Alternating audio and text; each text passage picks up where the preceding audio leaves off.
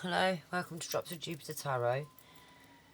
I'm Jane Drops. Hope you're all well, having a good day. Hope your spiritual journey is going well. It's quite amazing when you start looking at it in, because obviously before it'd be a challenge and people would be worried, fear some of it. But then when you realise acceptance is the key, it becomes quite easy. So I'm going to do... You start going, give me more challenges, and then you start getting frustrated when you don't get none. Or it takes a while before you get the next one. I'm going to do a bit of a different one today. I'm going to pick a card. So, card 1. And then I'm going to give you the Tarot Bible's explanation of the card.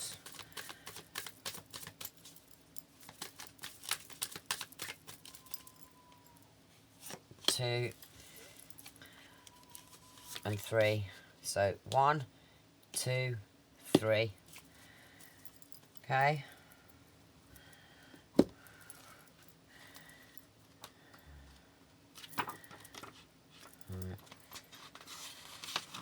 Just getting it ready. So 1. 4 of Wands. Happiness. Victory.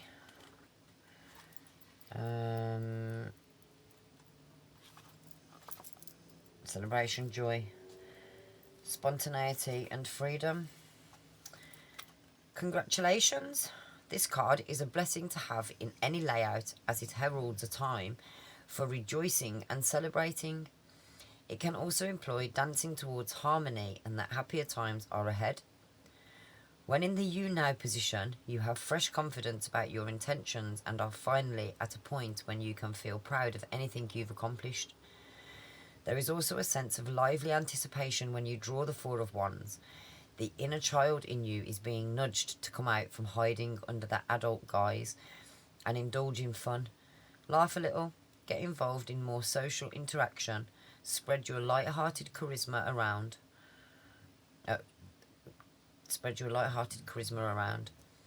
In a blockage position, you may be overdoing the merrymaking at the expense of something more important, or denying the serious aspects of life for all the more laid-back possibilities.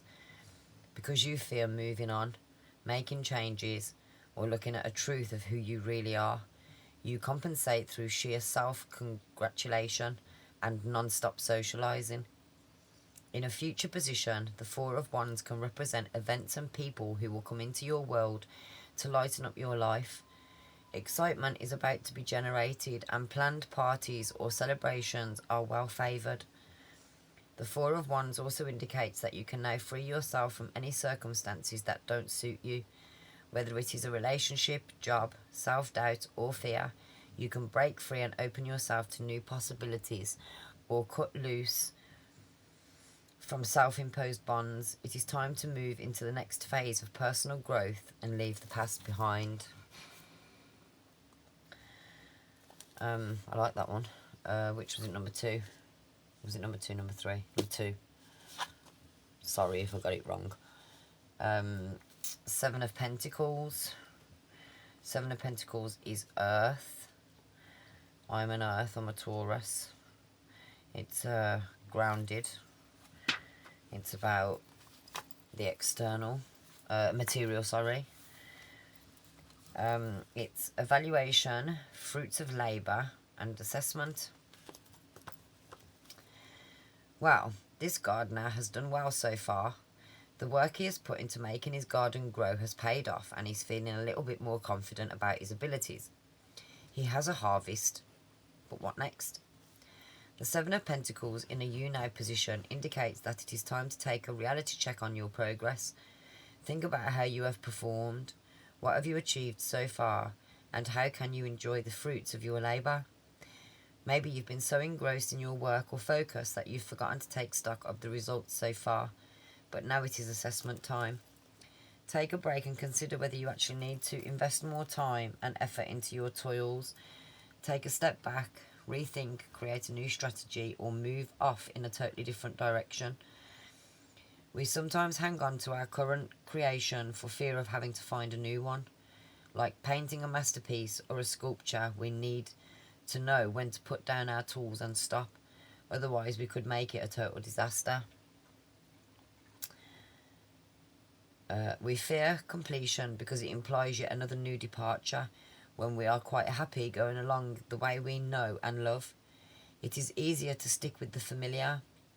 This card also indicates that you might be at a crossroads. It is important to evaluate where you are going and whether it is the right road for you now. It may have been comfortable and satisfying in the past, but now it is time to open yourself to the possibility of change. Any harvest means you've got to start again. Sow more seeds, dig the earth, and work hard on other aspects of your life. As a blockage card, persevere with your projects and don't sit around twiddling your thumbs. Act. Ooh. Number 3 is the Ten of Swords. I'm not saying anything. Not saying anything. Picture's enough, really, isn't it? Enlightenment, turning point, martyrdom. Always a rather alarming card to draw in a layout. The Ten of Swords isn't as bad as it looks. There are differing interpretations of the Ten of Swords because it is one of the most powerful and complex cards in the deck. But like all tens, this card indicates the end of a cycle and the beginning of a new one. But before you can embark on a new journey, you must liberate yourself from old patterns of behaviour, drop emotional baggage, and say goodbye to the old you. It's time to declutter your life. In this sense, the Ten of Swords represents enlightenment. It is timely now to accept your illusions for what they are, even if you are feeling disillusioned. This can only lead to a new self-awareness. Right now, you must look forward and put the past behind you. In the you now position, this card indicates that you've reached a turning point when things just can't get any worse. Everyone seems to be against you. You mope about how unfair life is and bemoan your fate. But it is often at this point when you've gone down into the depths that you must realise that the only way is up and out again.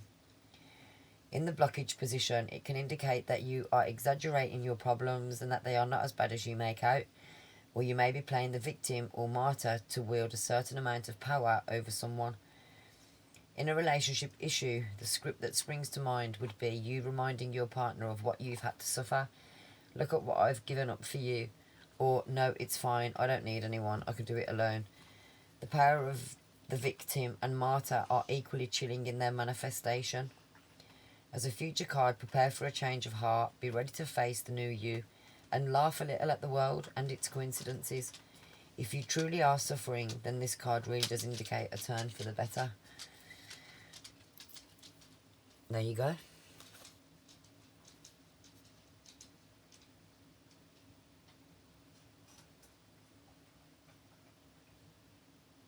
Three different energies there.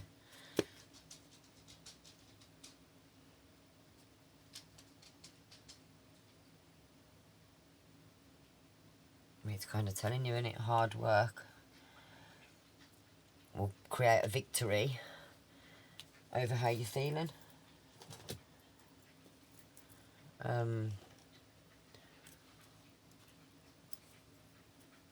So yeah.